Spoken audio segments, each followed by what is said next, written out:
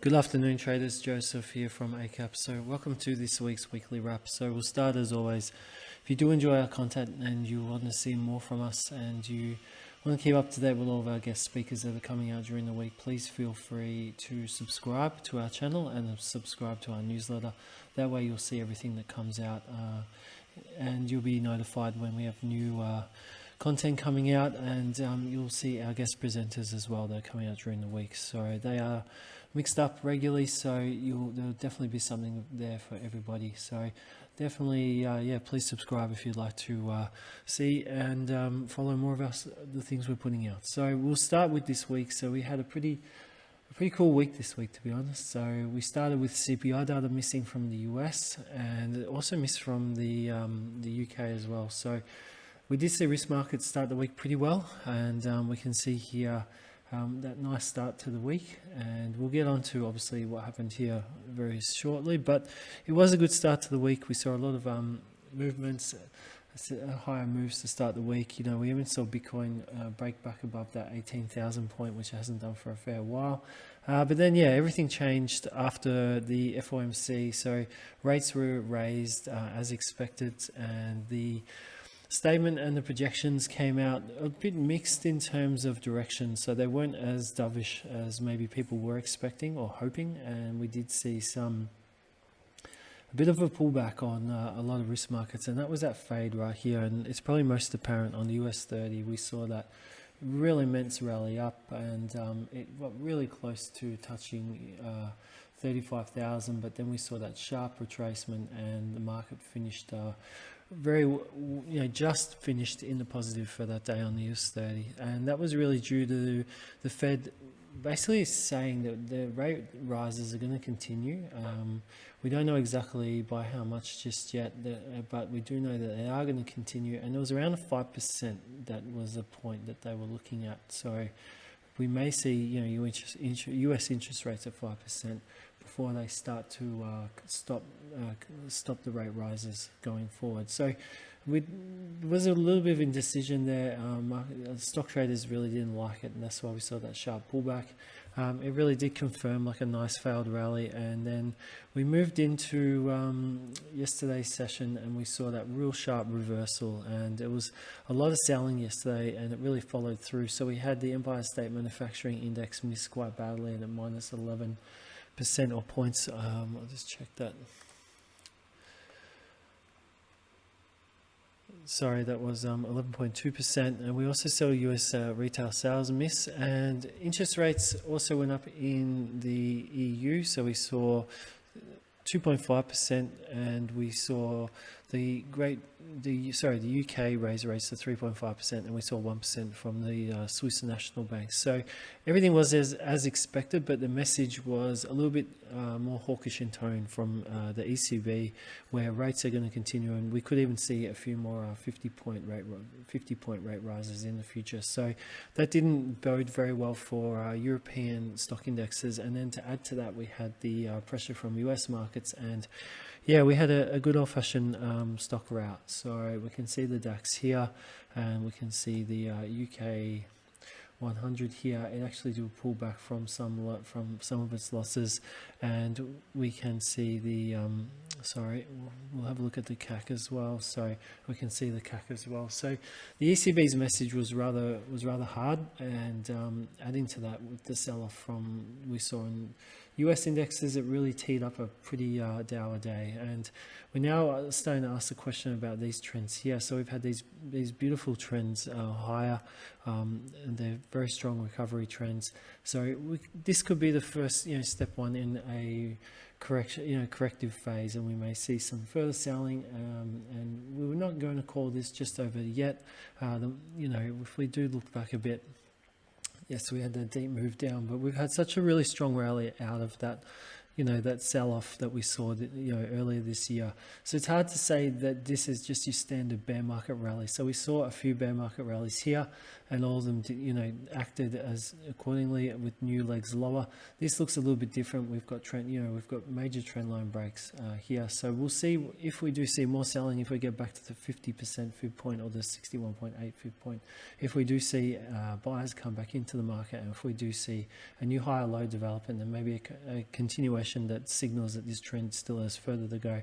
If we do see a new rally up that fails to get back above these points, and then another sharp decline down, breaking that previous low, that could be a bit of a worry, and it could also be signaling that we're going to see a deeper correction in this trend. So that pattern is pretty apparent across a few of the markets, and we'll continue to just watch how that plays out, and just how the tone from the Fed and the other central banks, how much that is going to impact traders after we saw this, the buyer momentum that was very firm and strong, after that strong bear corrective moves lower after that really good trend we saw in 20 and 21. So we're still not calling it over just yet, but we need to see how things play out and look for a bit more evidence from price before we start making any really big decisions just yet. So oil and gold. So gold, very similar to stocks. We're just seeing the correct, this new bar of selling.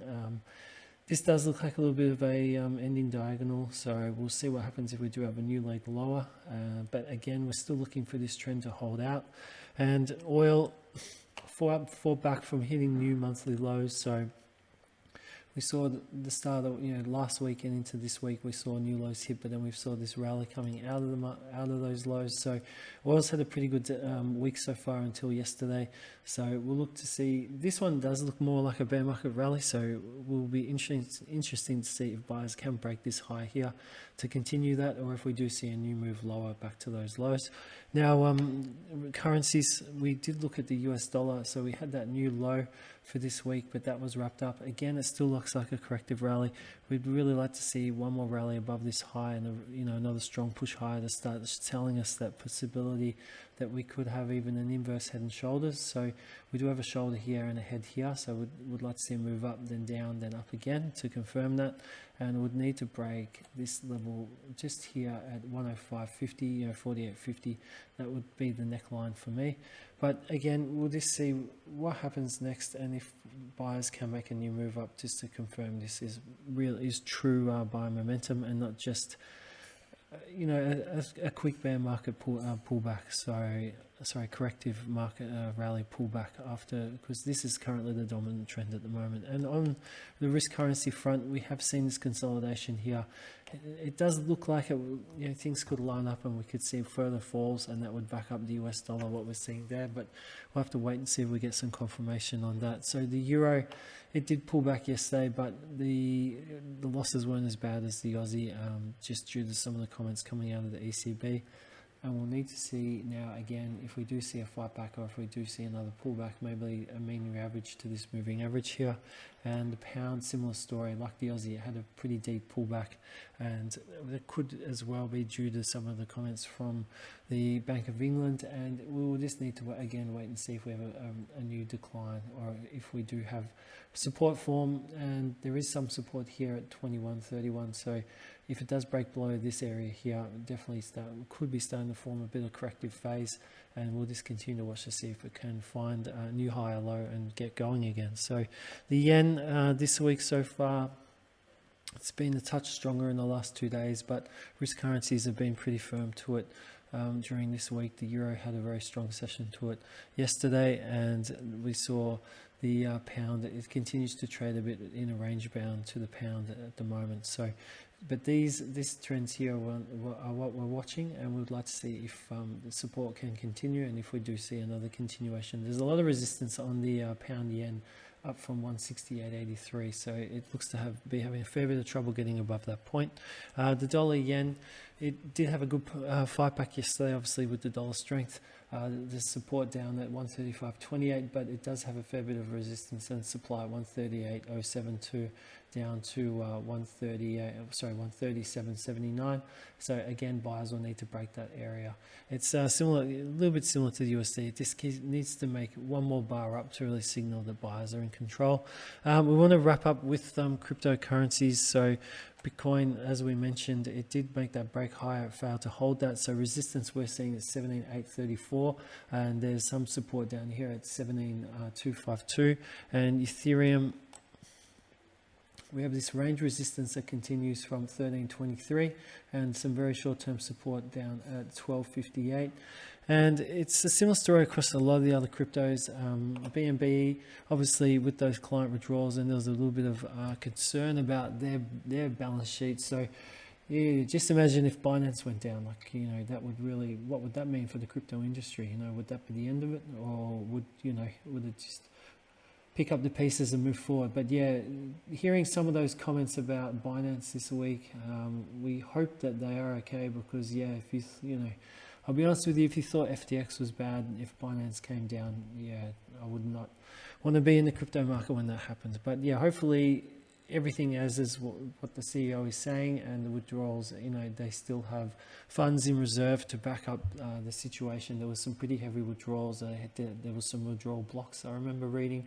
So hopefully everything is okay at Binance, and that things will continue to find some, you know, bit of support that we did start to see this week on some of the crypto coins. So Solana as well continues to range pretty in this choppy, messy range. There's just not a lot of demand or seller interest in Solana right now. It was and still is heavily, you know, connected to what happened with FTX. So we'll continue to see if we can find some demand. Ava, and we'll just finish with a couple more before we wrap up today. Still choppy trends. The market still is really just ranging out. And Canando had a bit of a push down this week. It looked like it was threatening to try and test these lows down at this point. It is seeing a little bit of demand at the moment, but definitely it doesn't look like there's too much support there. And we think if anything really negative did come out onto the crypto front and selling got going again, Canando might be hit hard, and we may see this low here not only retested, but it could also be broken, putting in new yearly lows. So keep an eye on ADA, definitely from the perspective of if things start to weaken again on the short side. Ripple, so Ripple had a decent pullback for the last 2 days. There's still demand at this area, you know, 0.37, but yeah, there's resistance up at 0.390. Would need to see that held around this area, and then buyers break this level. But at the moment, as with a lot of the coins, things are just looking pretty ranged out at the moment, and there's a bit of indecision going on. So it may need to, you know, there might be a bit more choppiness, maybe a couple low tests as well, but it may just need to work itself out. And definitely the Binance story, keep an eye on that one. And hopefully, as I've mentioned a couple of times, it's overblown, more smoke than you know, substance, and that, you know, things aren't going to be, we aren't going to see any type of big fractures through Binance into the crypto market. So that's really it for today's update. Today's update's a bit early, so we do have some news coming out tonight, starting from 15 minutes into the London session. So we have the European, UK and US services and manufacturing PMI data.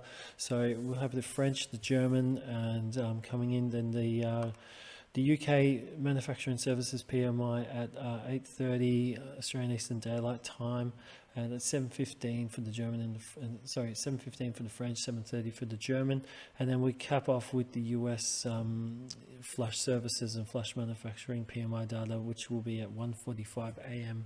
Australian Eastern Daylight Time. So we wish you all the best for the week. We hope that you caught on to some of the moves. There were some really nice moves this week. It was an interesting week. A couple, you know, pretty decent highs on the US 30, and then that sell-off yesterday.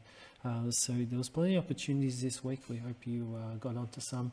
Definitely keep an eye on the dollar at the moment, and this overall risk market sentiment as we head into next week, and how the messages we've seen from the central banks this week are being digested, and how risk markets are going to be looking at that into the near future. So again, have a fantastic weekend. We really appreciate your time. Thank you very much, and wish you all the best for your trading for tonight if you are in the markets. And until next week, have a great weekend, and bye for now.